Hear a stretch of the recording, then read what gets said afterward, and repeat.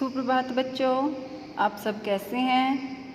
बेटा आज हम हिंदी व्याकरण का जो टॉपिक है हमारा पत्र है, अपने छोटे भाई को खेलों का महत्व बताते हुए पत्र लिखें। आपका छोटा भाई है, उसको खेल का क्या महत्व है उसके बारे में हमें बताते हुए पत्र लिखना है।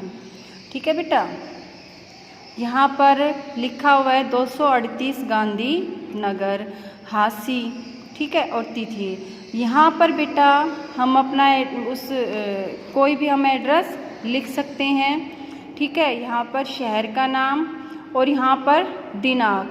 बेटा दिनांक हमें यहाँ पर वो लिखनी है जिस दिन मैं तुम्हारा टेस्ट लूँ या बेटा तुम्हारा एग्ज़ाम हो, ठीक है। फिर है प्रिय रमन।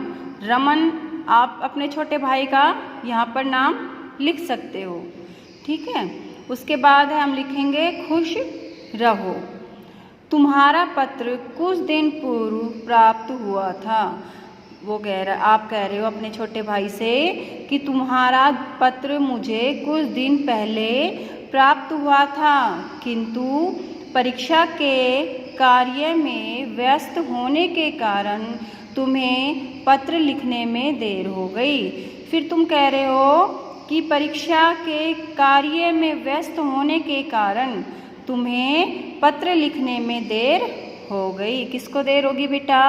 तुम्हें देर हो गई। तुम अपने छोटे भाई को पत्र लिख रहे हो तो तुम्हें देर हो गई। आज छुट्टियों के बाद तुम्हारा स्कूल खुल गया होगा। आप कह रहे हो अपने छोटे भाई से कि आज छुट्टियों के बाद तुम्हारा स्कूल खुल गया होगा, इसलिए मैं तुम्हें पढ़ाई के साथ साथ खेलों का महत्व भी बताना चाहता हूँ।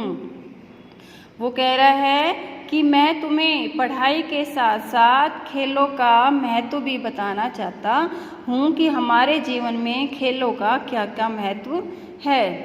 फिर प्रिय, यहाँ पर आप अपने भाई का नाम लिखोगे।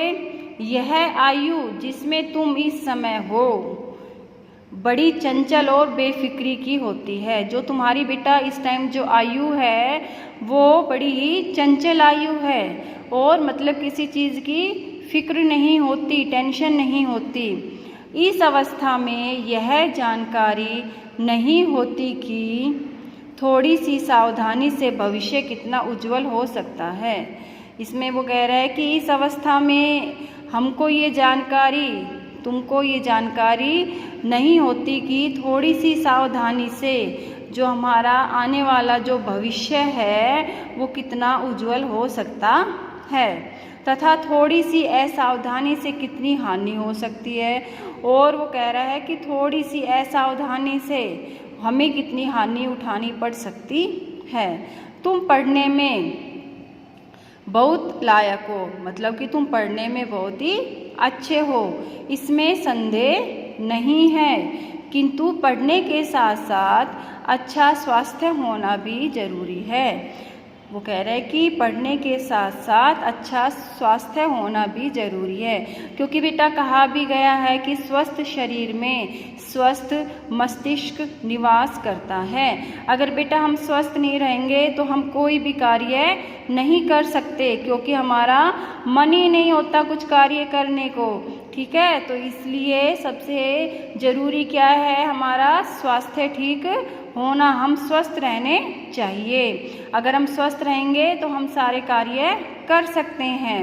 अच्छे स्वास्थ्य के बिना पढ़ाई का कोई लाभ नहीं है, इसलिए पढ़ाई के साथ साथ खेलों में भी नियमित रूप से भाग लेना चाहिए। पढ़ाई के साथ साथ खेलों में भी नियमित रूप से भाग लेना चाहिए, ठीक है। आवश्यक होता है भाग लेना। किसी ने ठीक ही कहा है कि स्वस्थ शरीर में ही स्वस्थ मन का निवास होता है, ठीक है। जो अभी मैंने थोड़ी देर पहले बताई है कि स्वस्थ शरीर में ही स्वस्थ मस्तिष्क का निवास होता है, स्वस्थ मन का निवास होता है। देख लो बेटा, अगर तुम्हारी थोड़ी सी तबीयत खराब होती है तो तुम्हारा मन नहीं करता कि तुम चारपाई से उठ जाओ, कुछ कर लो, पढ़ लो, तो ऐसा होता है कि जब हम स्वस्थ नहीं होते, और अगर हम स्वस्थ रहते हैं तो हम अच्छे से खाते हैं, खेलते हैं, सारे काम करते हैं, पढ़ाई करते हैं। तो इसलिए बेटा पढ़ाई के साथ साथ खेल हमारे जीवन में बहुत ही महत्वपूर्ण है। हमें खेलों में भी भाग लेना चाहिए। मेरी ओर से पूज्य माताजी पिताजी को सादर प्रणाम कहना। पत्र का उत्तर शीघ्र देना। फिर लिखना है तुम्हें तुम्हारा भाई और अपना नाम और यहाँ पर पता लिखना है। ठीक है।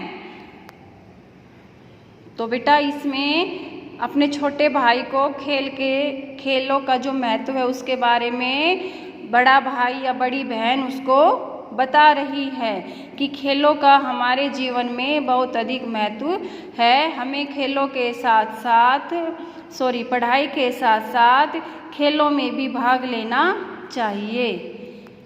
ठीक है बेटा, ये इतना ही पत्र था हमारा जो कंप्लीट हो गया है।